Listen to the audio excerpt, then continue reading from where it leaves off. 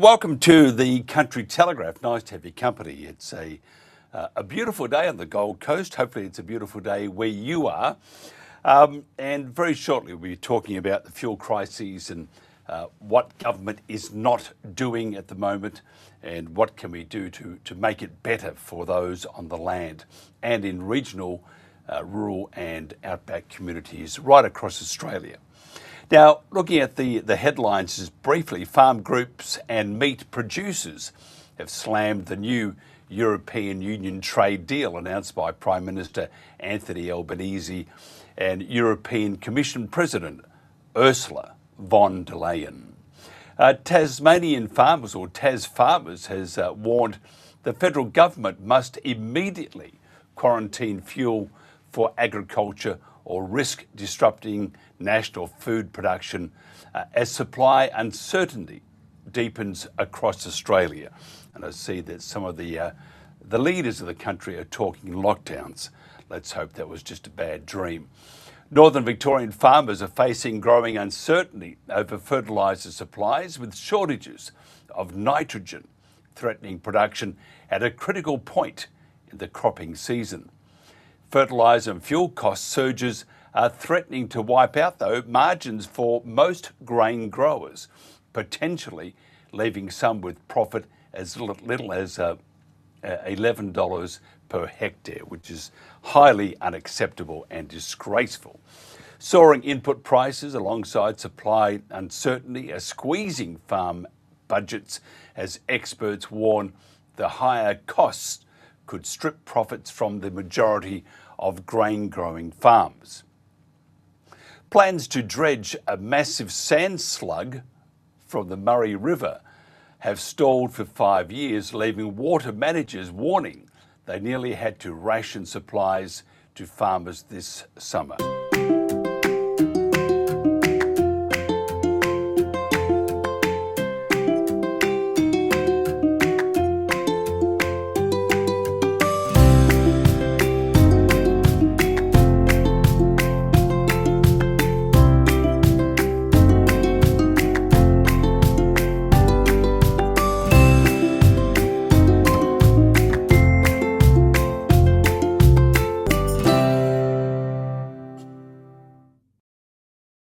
Australia and the world is facing a potential crisis. We can't say anything else, given the situation in the Middle East, which sees dangerous brinkmanship and a few adults in the American war room.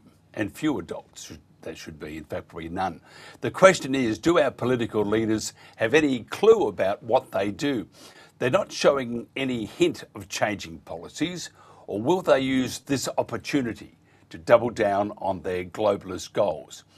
Let's see if the lip service paid to assisting farmers and avoiding interruptions to food supply actually results in concrete action.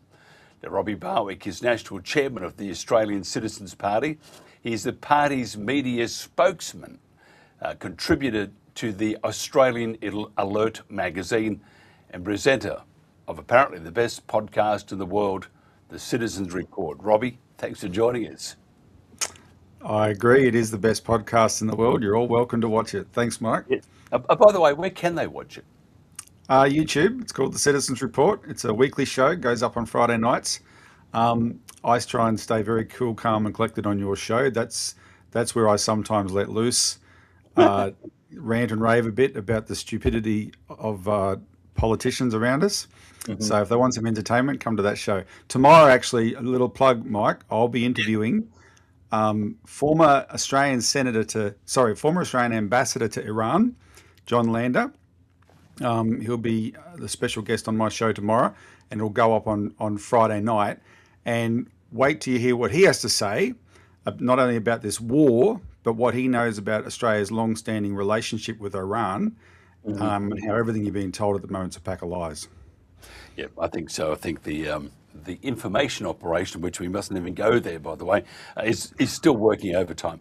How do you feel at the moment with the fuel crises? And there's a high number of servos right across the country that just have no fuel. Look, it's crisis bordering on catastrophe. I'll make this point. I think what makes this different and worse than COVID is largely the disruption in COVID was a choice. And if push came to shove, we could have put people in, hazmat suits and put them on ships and, to desperately go and get what we needed if we really needed to do it, right? Because we were just choosing to do it out of an abundance of caution, or that was the rationale. What we've done here, and why by we, I mean the collective we who support Donald Trump in this war, and that includes Australia, is we have permanently disrupted 20% of the world's fuel supply. And even though we're not in the point yet where that disruption has flowed onto Australia, we know it's coming. This week, Chris Bowen had to admit that for April, although all the fuel ships have arrived so far that we've been expecting, for April there's already 6 cancellations from those, right? So this will be a permanently disrupted fuel shortage. The fuel shortage so far in Australia is caused by panic buying, right? That's no doubt. But the panic buying, Mike, is rational. It's not irrational, because one thing the whole public knows, and especially the cluier people who drive diesel trucks, at times like this, they're cluier. They know that Australia has left itself woefully exposed to this, because we are a real outlier among the world's nations in having such a small fuel reserve compared to the 90-day minimum. Even New Zealand has a 90-day minimum. Most countries have 90 days plus, but Australia has 35 days. And so it is going to be serious trouble.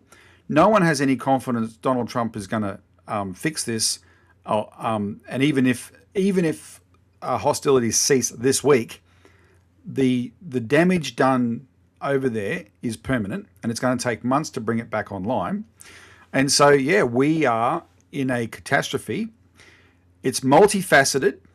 So it's not just, it's got knock-on effects, So it's not just vehicles not being able to run and tractors not being able to run, but that has knock-on effects to whether you can. I'm being called by farmers. They're calculating how much of their crop they can take off, let alone how much they can plant, because this is that season, right? So this is going to affect the taking off of the planting. It affects the fertiliser that they need, which Australia is woefully unprepared for, because we gave up urea production in 2022 insanely. I understand it affects all the petrochemical industries, and a lot of stuff is based on petrochemicals, even medicines, Mike, pharmacy products. A lot of them are based on petrochemicals. There's a special problem it's been brought to my attention about helium, right, which is a unique gas that now the production of the world's helium is highly concentrated, and a big chunk of it that we've all been relying on has come from the Middle East. That's now knocked out. And then let me highlight something a little bit obscure, but just so people understand how this works. One of the issues our party has taken up in recent years is the issue of banks closing branches in regional towns and leaving those towns high and dry. And what they've done is they've left the people in those towns, because banking is an essential service. Whether the bank provides a branch or not, you've still got to do banking. The bank shrugs their shoulder and says, they can go online. But in many parts of regional Australia, they can't go online. The internet's not reliable enough. So they're forced to drive large distances to the next bank. When you have to do your banking, it's time sensitive, right? It's usually, you don't have a chance to, often you don't have a choice to put it off. So you've got towns where people have been driving hundreds of kilometres to the next bank. There are towns now across Australia, those same towns are running out of fuel. One case in point is Robinvale in Victoria. A few days ago, it ran out of fuel, and the people of Robinvale don't have a bank, and they've got to drive to Mildura to bank, and they will not be able to make that drive, right? And so this is just another aspect of this problem that becomes a compounding problem. And the worst part about it is we have done this to ourselves. This is entirely self-afflicted, in the immediate sense by supporting this damn war, and in the long-term sense because of what we've done to our economy to make us vulnerable to this. Give us your your opinion or views on the what they call it, the fuel czar, Well, and her credentials. Her look, credentials. okay, I shouldn't do that because I have to admit I don't know her well enough, and I don't care that it's a she or a he. That's to me that's irrelevant. What is relevant is that I won't name the politician, but an old time politician. No, I will name him, Bob Catter, the father of the house, been around a long time. One of his favourite themes that he likes to raise to me when I talk to him, he says, politicians nowadays don't want to govern. This situation, Mike, is what these people are elected for. Now, sure, consult with experts. There's plenty of experts, but it's your job. This is your job. Fix it. We expect you to have a certain amount of competence to actually fix this. And what they do is they come up with what is known in the political parlance an announceable to look like they're addressing something without actually addressing it. Because I don't know if this fuel czar is going to make one iota of difference. They've got emergency powers there that they could use that I think they should be using. We have to look at, in a country like Australia, we have to look at, okay, what do we have to do in the short term to get fuel from where it is? Now, one thing that we should be everything should be on the table, Mike, including putting aside our obnoxious attitude towards a country like Russia, which is also an Asia Pacific country, and seeing if Russia, which has lots of oil, would be willing to sell oil to Australia. We're already getting Russian oil via India and Singapore, right? We might have to go to them directly. But we need to be, our party advocates for a national bank, an infrastructure bank that can invest in the things governments need to do, especially big infrastructure projects, etc. We should be looking at what are our reserves of oil right now that might, under normal circumstances, be considered economically unviable. But when supply is what's the issue, not cost, supply is what's the issue, right? It's all economically viable. We should be going and looking at these places and say, what can we drill? We should be looking at these refineries we've got left and go to the 6 we closed down and say, okay, what state are they in? Can they be revived at all? I'm just asking these questions. I don't actually know the answers to them, but everything should be on the table because the immediate crisis is the food situation in Australia. What's happening to our farmers now? And governments cannot leave this up to market mechanisms to naturally stabilise and figure it out. You've got to take charge and make sure the job gets done exactly like you would we mobilised in World War II to make our economy work under those circumstances. Yeah, I just think I see. It's really interesting because we in previous iterations we covered global issues and stuff, and there was always not a solution, but you could sort of follow the path. I can't follow this one. A lot of it's not making sense at all, but I can't follow it because we don't need to have at the moment this a inverted commas fuel crisis if we decided to deal with the rest of the world. I understand though that we have systems in place, and that's where it's going to come from. So therefore, we have probably issues with supply. But I can't. It's not making. If you don't, I'm sort of rambling here, but it's not making any sense. Here we have Donald Trump. He went to war alongside Israel against Iran. Take away all the reasons which you and I will keep to ourselves for this program. But surely to goodness, they would have realised that most of the world is in a lot of trouble. And the other part that isn't is going to experience some real pain with, inflation, the cost of stuff, raw materials, all that. So they go to war for this, and they want to do whatever they want to do. But it affects the entire supply of global oil, not just because other areas aren't, they're not affected. But if demand exceeds supply, those others will also put up the price and the cost of oil.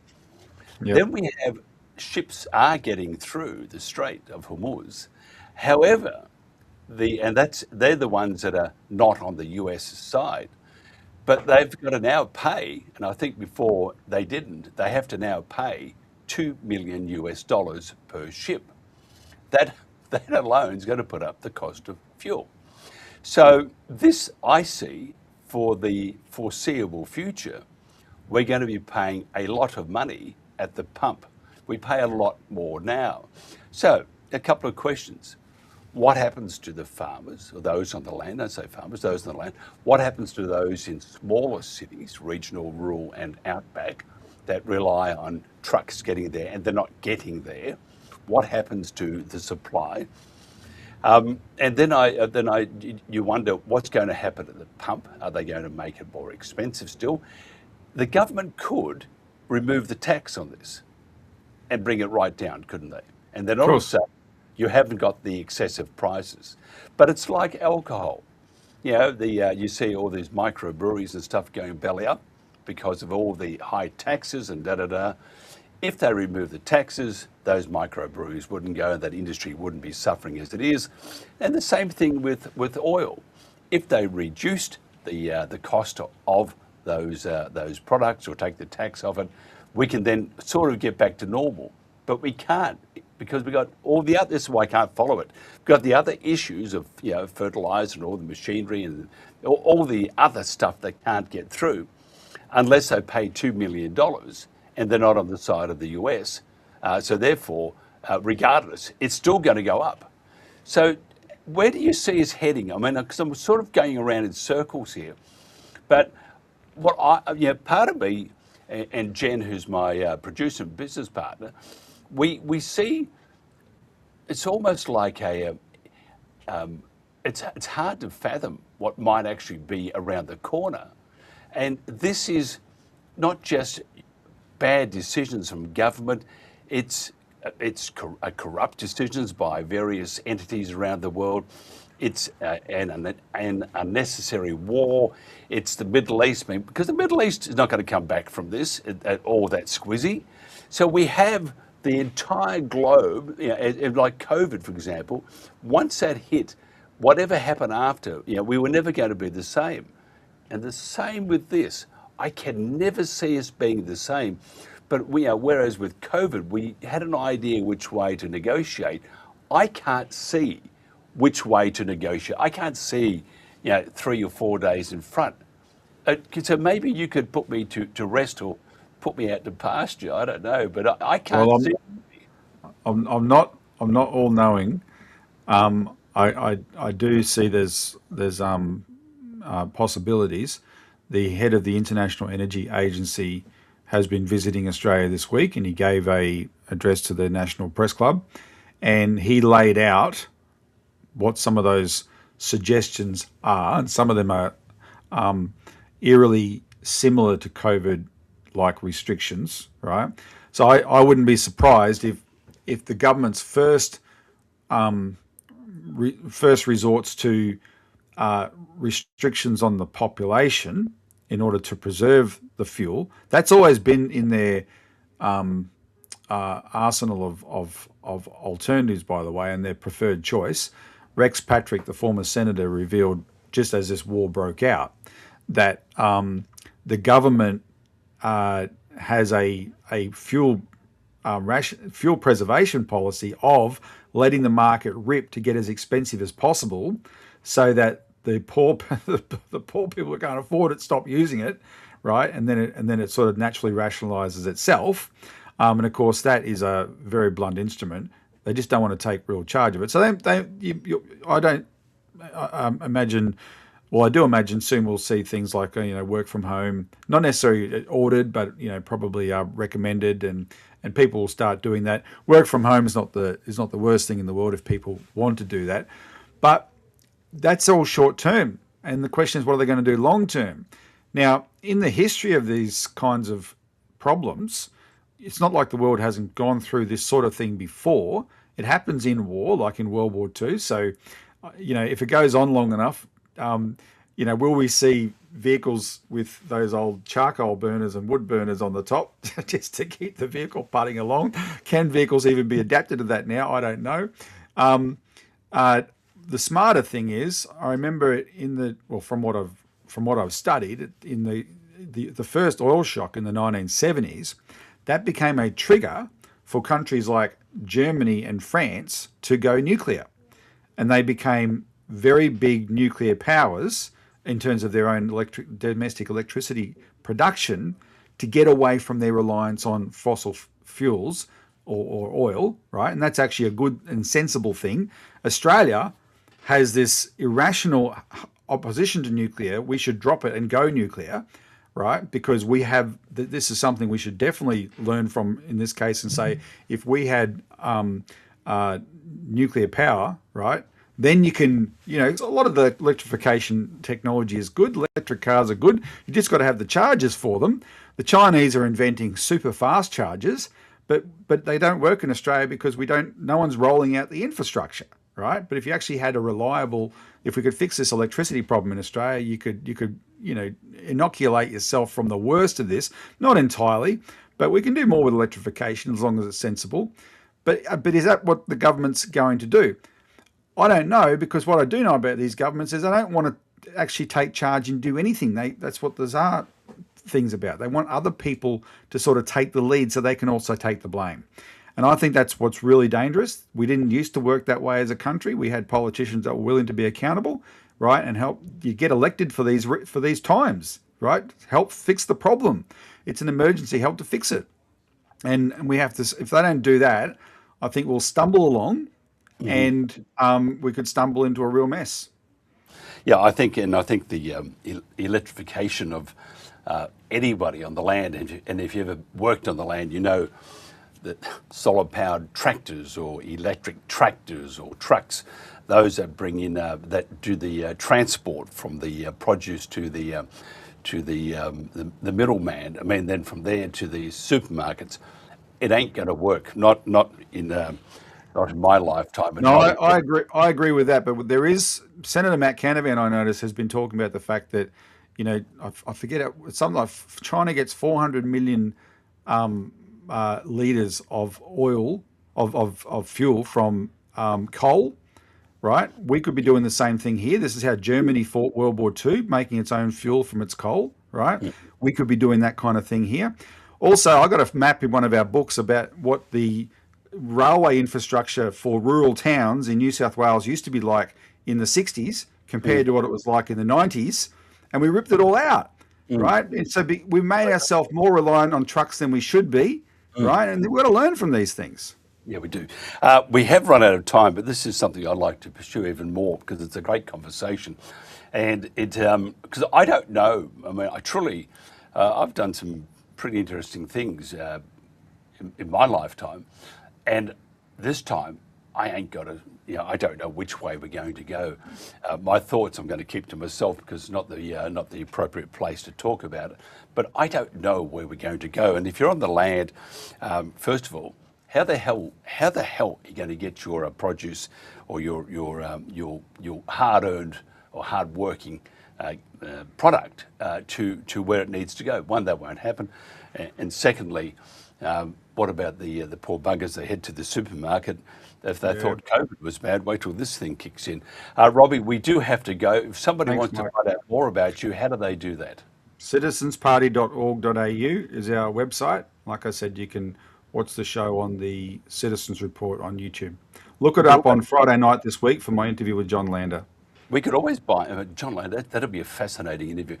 We could always buy a bike, but I don't know how the farmers would go, get on your bike and take that bale of hay or whatever. I don't know. We'll all ride our bikes for the farmers so we don't use their fuel. We should support them. They need our help, and they need our support because they actually keep Australia alive. Simple as that. Thanks for joining us, Robbie Barwick there, and we'll catch up with Robbie hopefully sometime in the week because this is a really important topic. And maybe he can show me what's going to happen in the future. This is the Country Telegraph. Coming up next, Angus Irwin.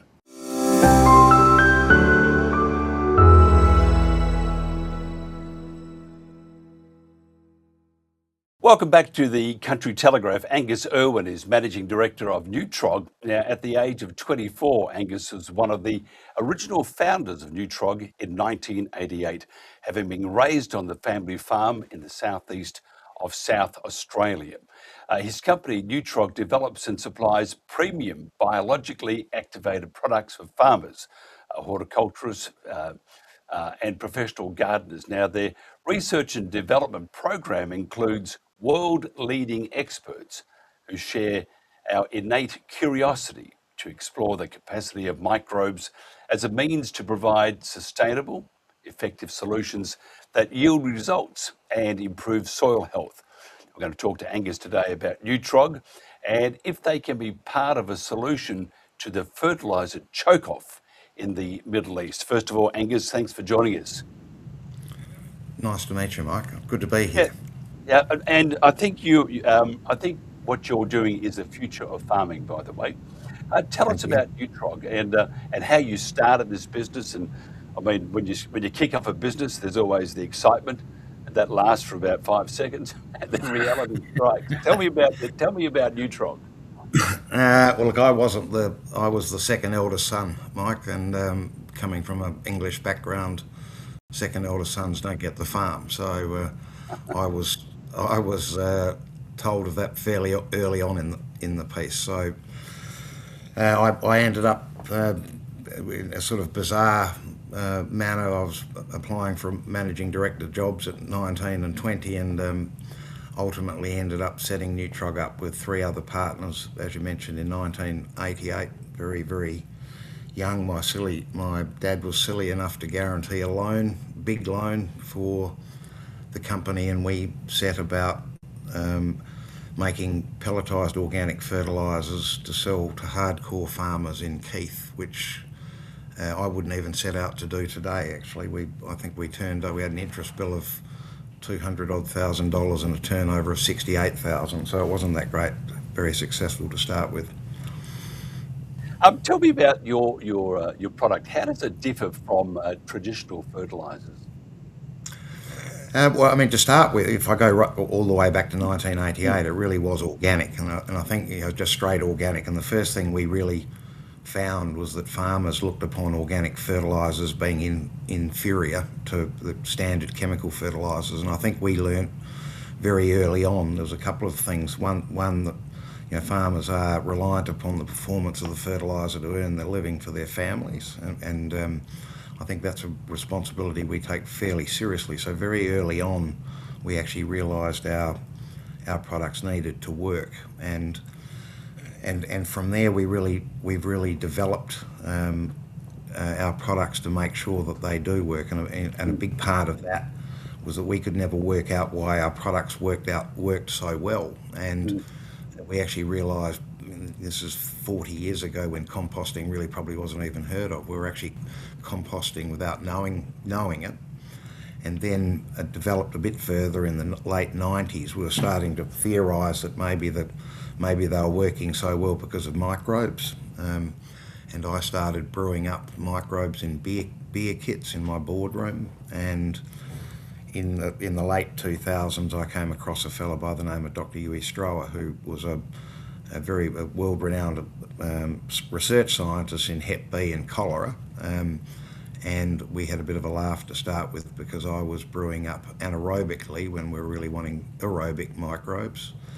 And it really sort of started from that into the biological side, and we've since grown that now, where we've probably spent about $40 million over the last 20 years brewing microbes that have three basic functions. Firstly, they look at nutrient cycling in the soil. What many people may not know is that probably 70% of chemical fertiliser, when it applied to the soil, gets locked up in the soil. So a big part of our research is in finding microbes that will unlock, phosphorus is the one that's always on the mind, certainly in the southeast of the country, that phosphorus is locked up.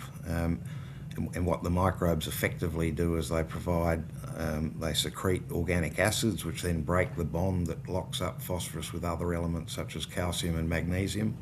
So by breaking that bond, you get some availability of phosphorus and calcium and the other elements.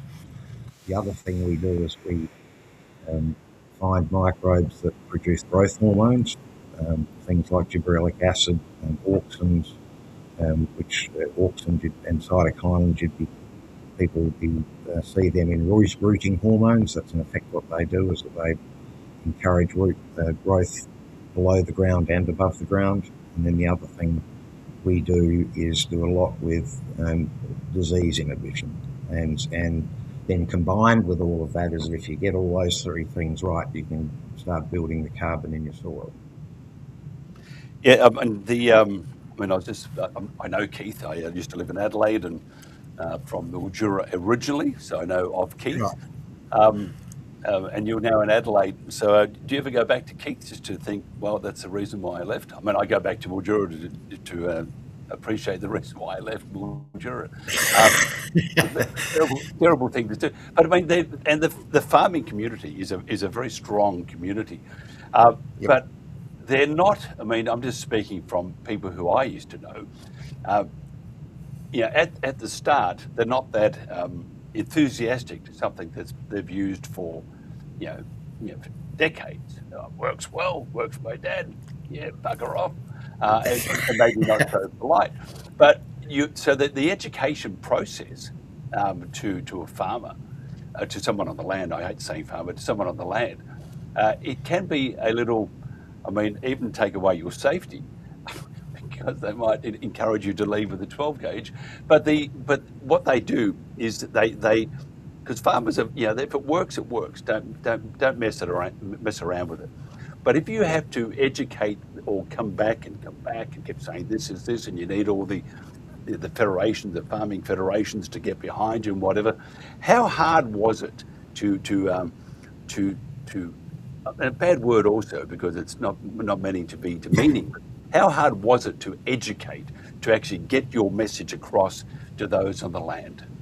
Oh, it's incredibly hard. I mean, that's why we've taken such a long vision of the whole scenario, because I mean, I'm still set in my ways. I was only on a farm until I was 18, and I'm still set in that NPK mentality, and it's still really hard to break, even after I've been in this business for 38 years. And so a really big part of what we do, and we're just in the process of expanding our lab and actually building an education centre. So a really big part of our business is about educating. And the funny thing about it is that we discovered really early on that many farmers actually use the product in their garden before they use it on farms. And I was speaking to a very big potato grower the other day, and he said, "Oh, we use your product in our veggie garden." And I said, "Well, it's sort of bizarre that you'd be growing 2,000 hectares of potatoes and you're not using your potato fertiliser in your veggie patch. You use ours because you get a better result." It seems it's almost an oxymoron. And so it is our business is about education. We train, we go out and speak to ag bureaus. We did a webinar with the hazelnut macadamia, and that wasn't macadamias, hazelnuts and walnut growers the other day, and it is just a constant education. And because you can't see microbes, it's potentially even more difficult. Do you think possibly the word microbe would have been a turn-off? It possibly is. And I'm not being rude at all, because they're very straight down the line, people on the land. They call a spade a shovel, and it is hard work. But eventually, when you get through it, because those on the land are not stupid by any stretch, they do a magnificent job. Does it make your life any harder, this fuel crisis, or the almost a blockade, or the deliveries of fertiliser, which is again but fuel and stuff? And does it is it impacting on you, or is there an upshot that demand is increasing because of the threat of fertilisers and stuff not getting to us? Yep.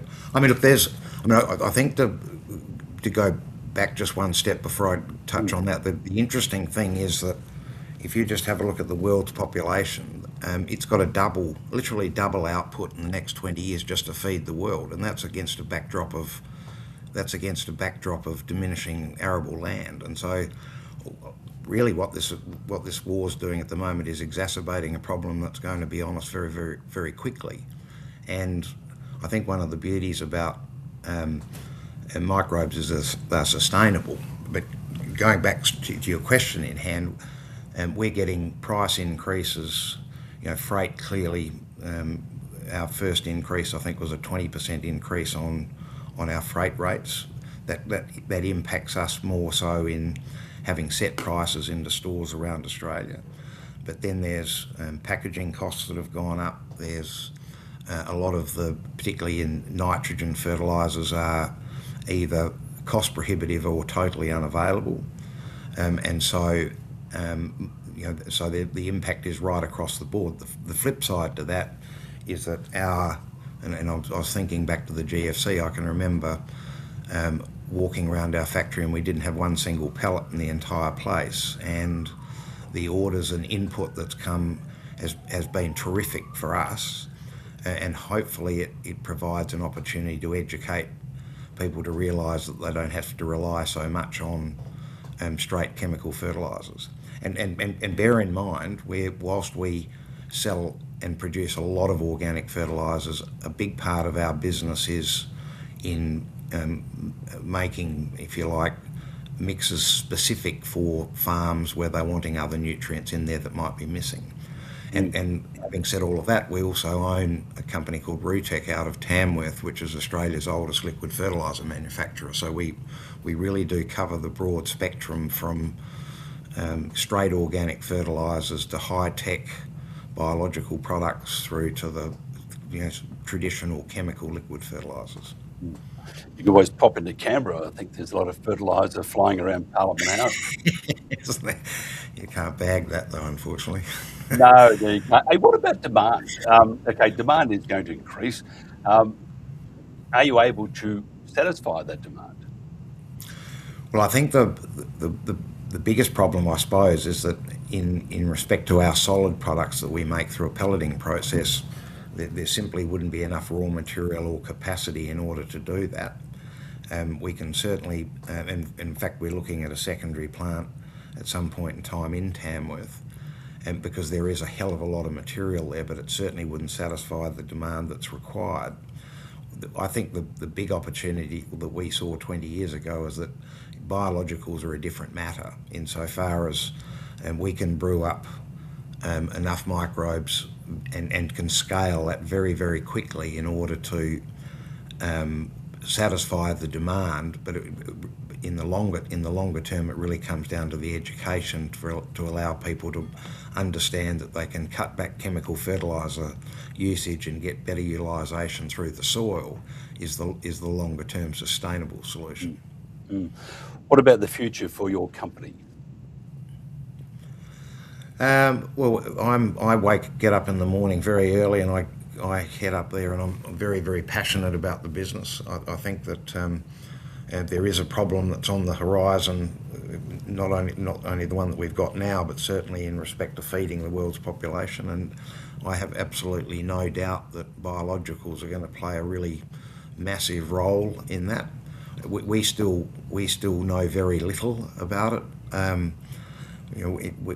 We take soil samples and we effectively mine them for these microbes that do various functions, as I said, like phosphorus liberation.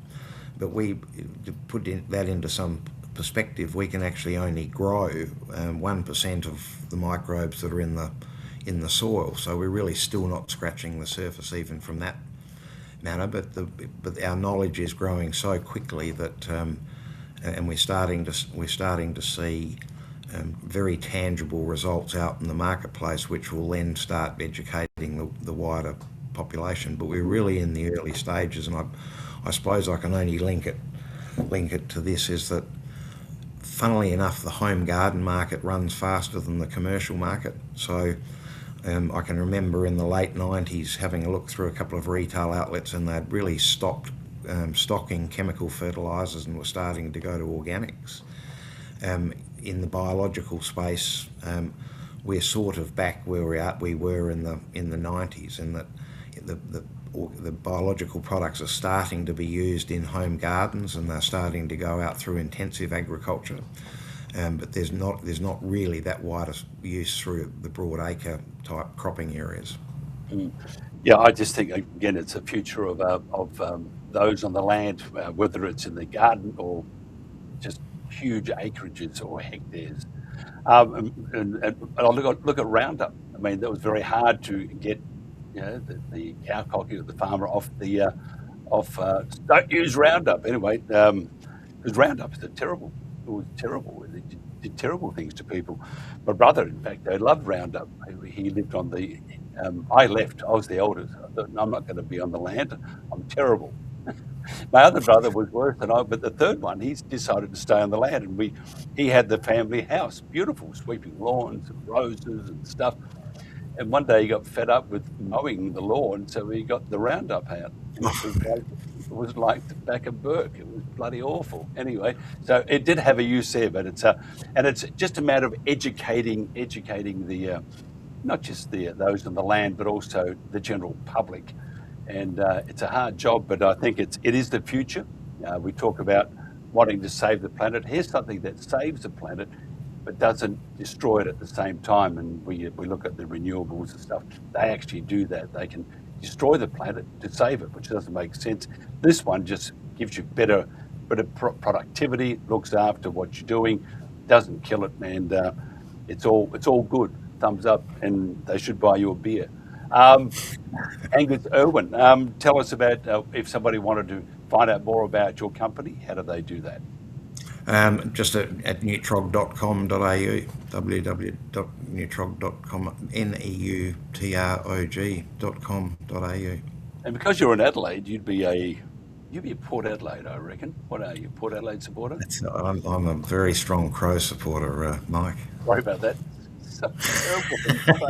But I'm actually a nice guy, but I just got the one wrong. But the Crows, I mean, I'm a St Kilda supporter. I remember Jarman at three-quarter time. I have not forgiven Adelaide ever for that. Ever. He did play very well. What's it with Mildura and St Kilda supporters? Because Jane Edmondson's a famous daughter of Mildura, and she's a very, very avid St Kilda supporter as well. Yeah, no, but she's quite miserable, if I can tell you. But Mildura is a tiger. The Tigers, they used to service Richmond.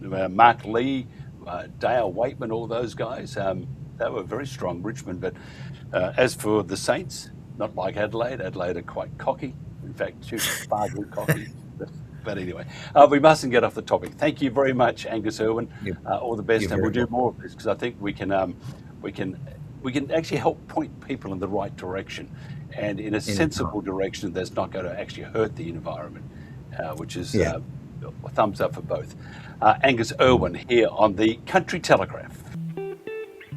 I don't think I'd be where I would be or where I am now without having moved to Mount Isa. I guess if you don't get out of your bubble from wherever you live in, you don't know what else is going on around the rest of the world. The people, the opportunity, the places you can go see, the amount of adventuring you can do around here is just unlimited. There's community groups for just about everything. We've got most sports covered. It's like-minded people, all encouraging. Mount Isa is all about community. It's all about building those strong connections within each other. We went out the other weekend, we got 15, 20 people to come out for a big four-wheel drive. Everyone loved it.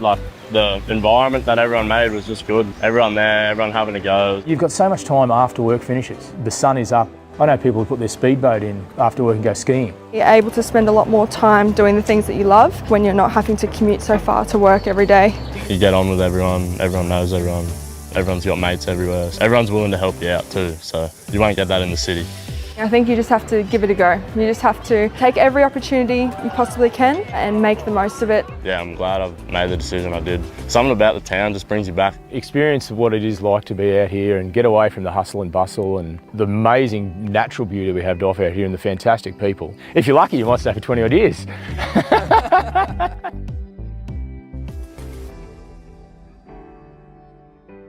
Yeah, we're trying to get hold of Damon. He's having just a couple of issues. We can hear him and he can't hear us. As you can hear in the background, there's some chatter.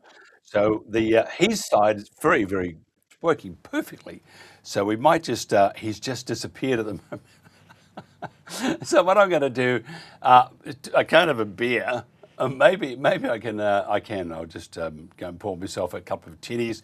Just go to a quick spot, a spot of bother to see if we can connect. We do have him there at the moment. We're just wondering whether we can get Damon without having to disappear.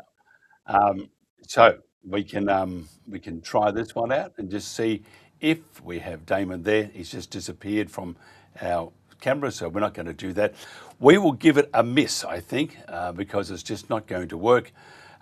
Thank you very much for being part of our Country Telegraph, the Country Telegraph today, and we'll catch you again tomorrow. Same bale of hay, same phone box. Drive carefully and be kind to your neighbour.